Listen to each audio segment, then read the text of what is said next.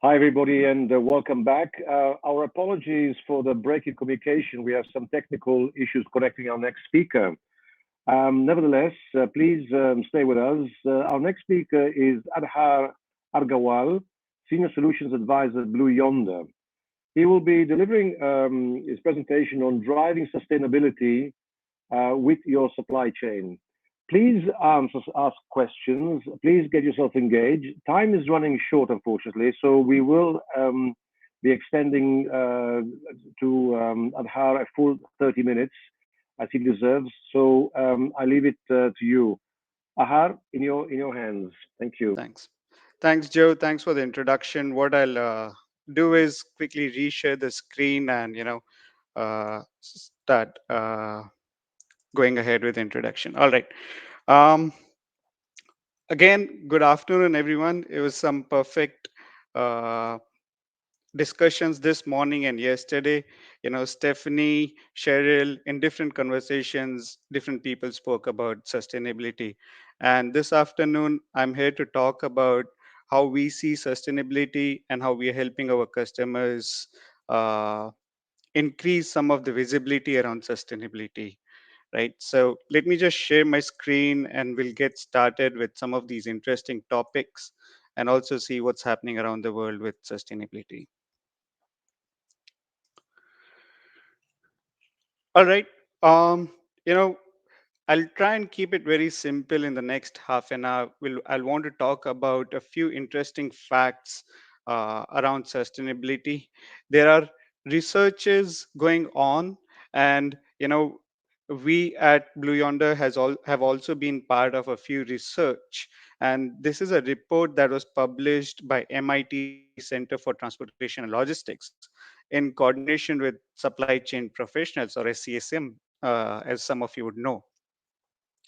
And this particular report highlights that 80% of organizations that had responded to the survey have not really seen an impact, that means any negative impact of COVID 19 in their commitments towards supply chain sustainability.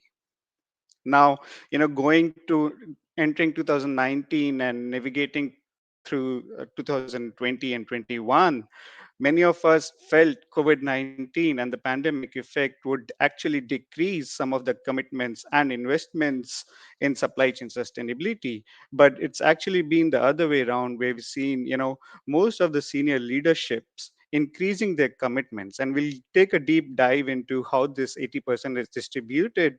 Most one thing that I like to highlight is most of the commitments are coming in from large, that means employers from employing up to 10,000 employees, and very large organization, that means organizations employing more than 10,000 employees. Now, the other three distinguishing, uh, numbers that came out of this report were there's an increase of 8% pressure from investors, and this pressure is something that we will see is two-sided. There's an external pressure and there's an internal pressure. External pressure, as most of us know, comes from regulators, comes from customers of our organization, and internal pressures come in from top executives and investors who really want to visualize what our organizations are doing in terms of sustainability, whether it's carbon footprint reduction, emission reduction, or social and healthcare commitments. Now, there were around 7 to 8 different topics under supply chain sustainability. And this year's report highlights welfare and safety and the organization's commitment towards it as the highest or the most influential topic of the year, right? Along with it, there are interestingly many other topics like in energy saving and human rights protection that have come out to be a few key focus areas for organization. Now, last, what we have seen is there's a 59% investment in supply chain sustainability. Although, if you compare this to the previous years, we've seen a very similar amount of investments going into the same categories. We haven't seen a substantial increase in the number of investments, but this is majorly due to the pandemic and many financial investments being diverted to other initiatives, such as ramping up and production capacities. So let's just focus a bit on these four and five key points. I wanted to take deep dive into few of these. And before I do that, let's take a step back. I personally, like some of you would, be a fan of the Golden Circle from Simon Sinek. And what he says is, why, the how, and the what, right? So let's understand, first of all, the supply chain sustainability, the few key terms that are associated with it, and then we'll investigate why are organizations even talking about supply chain sustainability today. So if you look at this cloud word, what it tells us is supply chain sustainability is associated with a wide variety of topics. And these are all complex topics, right? Ranging from food issues to environmental issues. But what they all do and the way organizations define sustainability is through those 17 UN Sustainable Development Goals, right? So if I have to put a definition of supply chain sustainability, it would be the management of environmental and social impacts within and across networks. Now, across networks is important, as most of you know, the scope 1, 2, and 3, extending to the entire value chain, consisting of your suppliers, of your manufacturers, and your distributors worldwide, right? And this needs to be in line with sustainable development goals, like we saw from Indranil from Accenture yesterday. He spoke about the 17 different development goals which need to be aligned to sustainability. Now, once we've understood the supply chain sustainability definition, I would want you to focus on why. Why is it that organizations are very focused and talking about sustainability today, right? And as you would see, what we have asked, this particular report has tried to answer what is it? What is the pressure? First of all, is there any pressure for in your firm driving supply chain sustainability?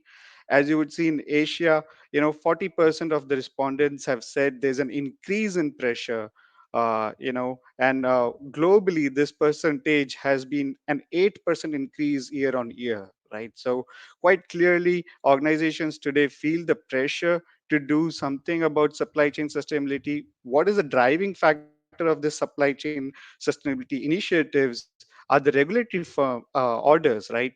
Many of us have heard China going into a long march of achieving net zero, and Singapore initiating the green plan with ambitions up to achieving those green plans by 2030, right? But if you look at different factors within the supply chain sustainability pressure, you would see, you know the government bodies, as we just spoke about, are one part of it, but many organizations feel it's the consumer themselves who have become more conscious about sustainability, about the way businesses are being operated. And all of those then boil down to how supply chain leaders really look at these, right? One of the key insight which came out of this particular survey and the report was the entire supply chain sustainability is a top down approach, right? It is the executives who are most strongly correlated with the supply chain sustainability commitments. And once these supply chain executives or the company executives champion these causes, they see a lot of new performance improvement. And this all starts with the famous saying of, what gets measured gets acted upon. But other way, you would also see, until and unless you start measuring your supply chain initiatives and supply chain KPIs or sustainability KPIs, you wouldn't be able to act upon. So once that's established, we all understand the why of the entire supply chain sustainability. Let's look at, how organizations are then transferring this why, and what is it that they're really doing, right? A Gartner report says there's been an increase of 30% when compared, when they surveyed 2000 global manufacturers, top 2000 global manufacturers, they said 30% of these organizations have come in open and about in claiming and declaring what the supply chain sustainability goals are. So, every one of us has heard Microsoft trying to go carbon negative by 2030, Walmart declaring they want to be a regenerative company by 2040, and Unilever's bold statement of putting all the carbon footprint labels on its products, right? This is the kind of commitment we are seeing globally from different organizations. And if you look at this particular insight, which is just focused on Asia per se, there's been a 7% increase in the focus of local community impact, and then a further 7% increase in the way natural resources and biodiversity conversation is being looked at, right? So these focuses, this particular commitment is being global, but also within Asia, many organizations have started realizing that these initiatives are very closely related to supply chain and supply chain actions which are being done, right? Now, with those and understanding how organizations and how companies are looking at, let's go and look at what exactly are they doing in supply chain sustainability. And one of the focus areas is the visibility and traceability side of it, right? If you would see, organizations around the world, even coming out of the pandemic, they have realized they need to increase visibility and traceability of each product going out of their warehouses, going out of their plant manufacturing units or sites, and also at the supplier side of it. So, the focus today is not just in the four walls of supply chain, as Stephanie would say. Today it's about the value chain. And as COP26 declares, scope 3 is going to be the most important contributing factor to the entire supply chain sustainability counting, or the carbon footprint counting that is going to be uh, accounted for. Now, these initiatives, quite clearly, there are, the top three initiatives, if you would see the data, would be the visibility and traceability, as we just spoke, the supplier training, and the supplier collaboration that's much needed today.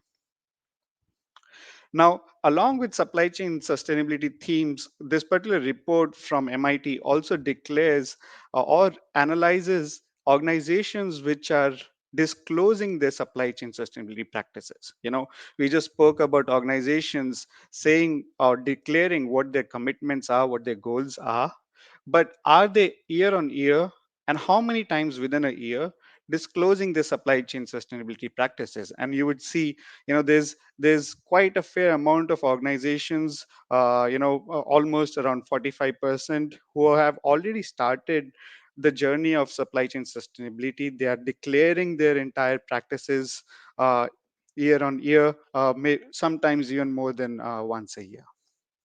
Now, let's take a step further deep into analyzing what are those themes across different organizations that have been coming out as, right? So, a machine learning algorithm around clustering of all of these themes and the responses that we got through the survey led us to a conclusion of three different clusters, right? And I'll call them as group 1, 2, and 3. And very clearly, the first group and the first theme which came out was around supplier development, right?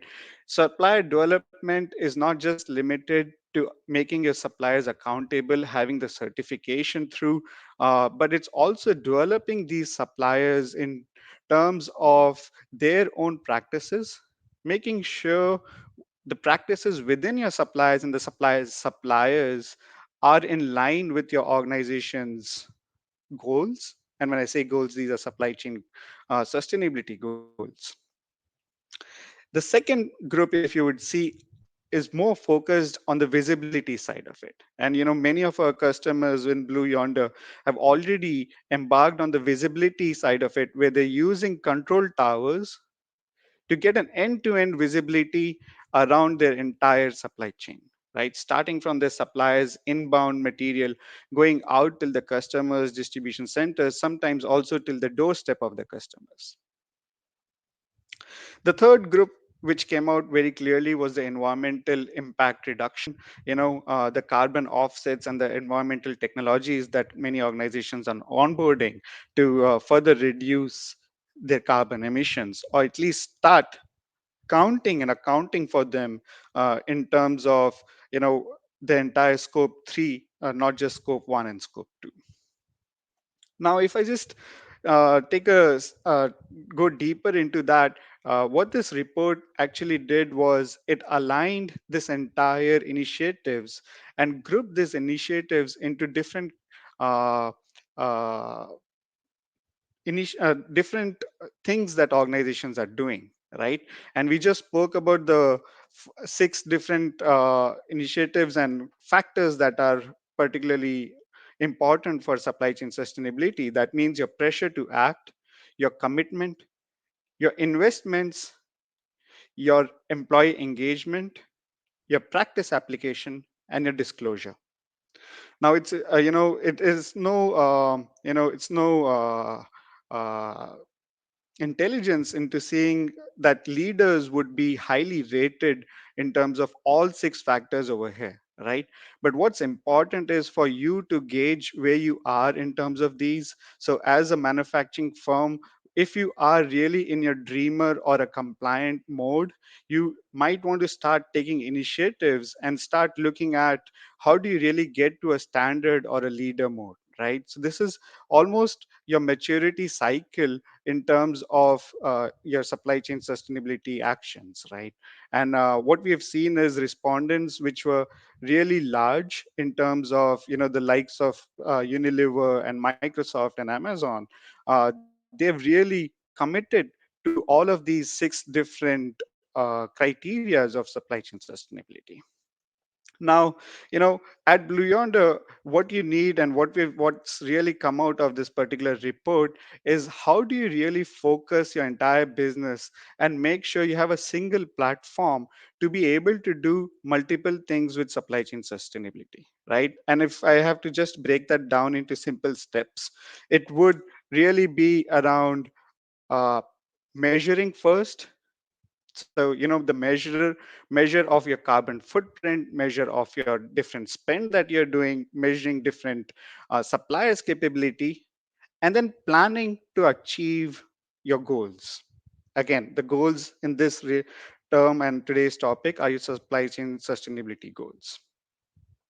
Now, what we have seen is, and if you look at the COP26 results, what you would see is organizations today are already measuring scope 1 and scope 2 carbon footprints, right?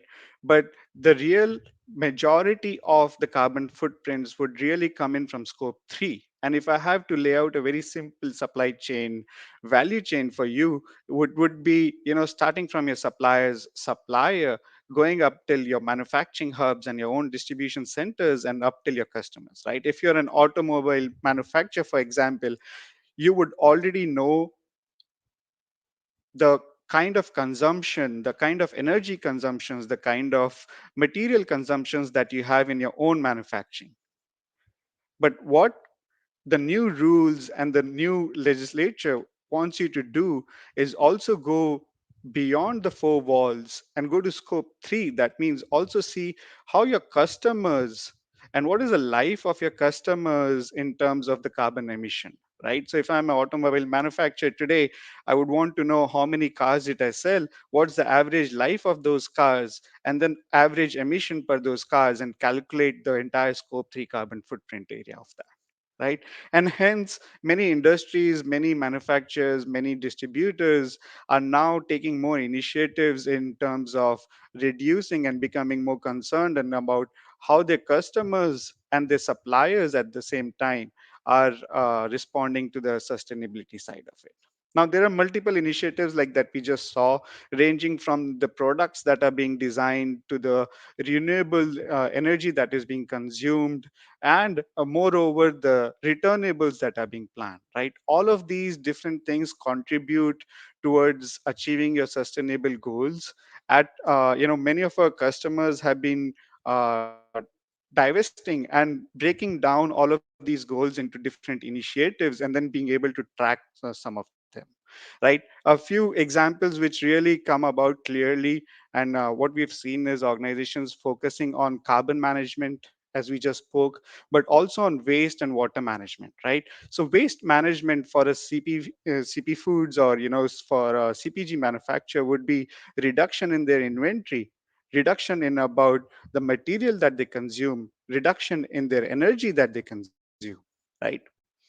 Very clearly, for some organizations, the focus area would be the water management side of it. That means, not only just the amount of water that they're consuming, but how much of it are they able to recycle and reclean and, regenerate to be used for other purposes as well.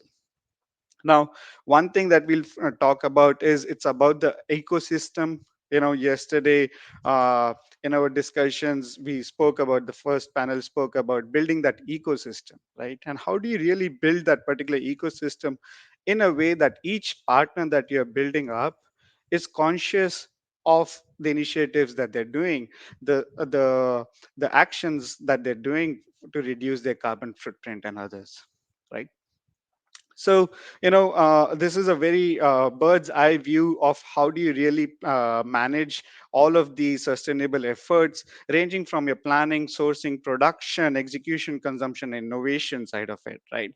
So, you need one control tower, and that's what we've seen many of our customers being able to utilize, right? A few examples of where we've been able to help our customers is on transportation and logistics management. We're able to subscribe the right actions that needs to be taken, everything online, thus reducing the paper consumption in the entire process. Planning your routes, planning your logistics in such a way that all of them are light on emissions, thus they're smart wave certified. And then also doing a what if analysis in case there are disruptions that are happening in your supply chain, right? And just as I said, the way we look at it is in two folds: strategic or disruption. When I talk about strategic, it's first in your measurement. How do I really measure the carbon footprint? Once I do that, how do I really plan to achieve my goals? That means the reduction in the carbon footprint, or reduction in your resources, or reduction in the waste that you generate, right? So looking at it from a strategic point of view, it could be re-networking, redesigning all of these particular parts of it. Very clearly, there's a second angle to it around disruption, where we have seen many of our customers utilizing the control tower to just analyze and ask important questions around how my supply chain is being agile enough, but at the same time sustainable enough when I'm taking actions and decisions during the disruption itself. And some of our customers were live on this particular control tower during the Suez Canal episode, or different disruptions that happen, which then enables them to make intelligent decisions through the data and technology that's supported through the platform. Now, in conclusion, I want to say six things that are really focused and which have come about. Also, MIT report around sustainability has reported that the supply chain sustainability will continue to rise. So, if you are an organization towards the dreamer or the low effort side of the uh, typology that we just saw, then you might want to start taking actions around measuring and planning your supply chain sustainability goals. The need to report has been increasing, so, and this will continue for the next coming future. You will have to report all of your supply chain sustainability accounts, your carbon footprints and others, and there's a need to be transparent and have a complete disclosure.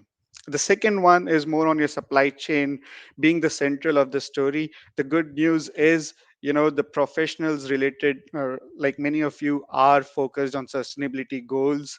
That means you have active support of your investors, you have active support of your uh, governments and regulators, and hence this will be the story in future. Third, and very importantly, investors will want a seat on the sustainability table. That means more and more as reporting becomes more focused, and we saw Biden's government just declaring, a few years or months ago about the focus on sustainability and the need to report all of these initiatives. We will also see social sustainability at the top of mind.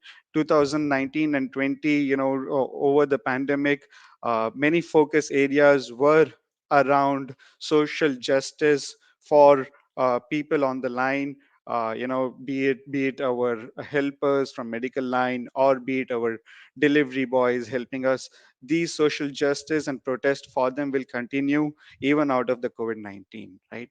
Climate change will make a big impact, and we just spoke about the energy saving and the renewable initiatives that we are helping organizations with. But with a target of 1.5 degrees Celsius as an emission will continue to be monitored.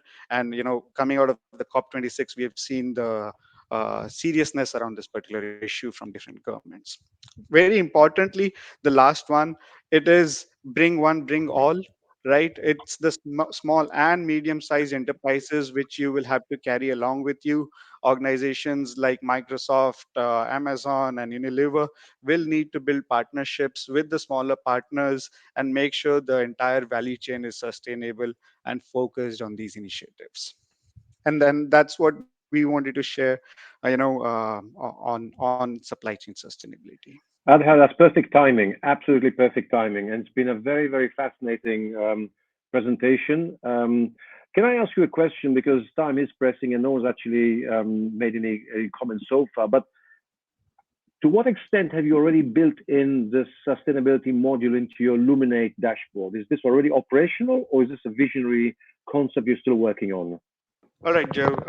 I see the question. I think tell us about the Luminate dashboard and the sustainable dashboards. Is this so? What's really happening is many organizations, they're using the control tower and the dashboard that exists, the reporting that exists within that dashboard. Right now, what we have to realize is these dashboards are not just reporting dashboards. These are actually planning dashboards, right? They give you visibility around what's really happening around your shipments, your material consumptions, and then convert them into your carbon footprint numbers. And there's a whole logic, there's an intelligence around, how do you report those carbon footprints. And that's the sustainability dashboard that I'm talking about. But then as a next step, what the planning platform does is, once you know what your targets are and the gaps are between your targets, what can you really do about them, and suggestions around planning, uh, uh, and planning to achieve those, right? And that's, to me personally, I think that's the important part. Data visibility today is not a challenge, right? You can plug in multiple sources of data into your dashboards, and then that's not a rocket science.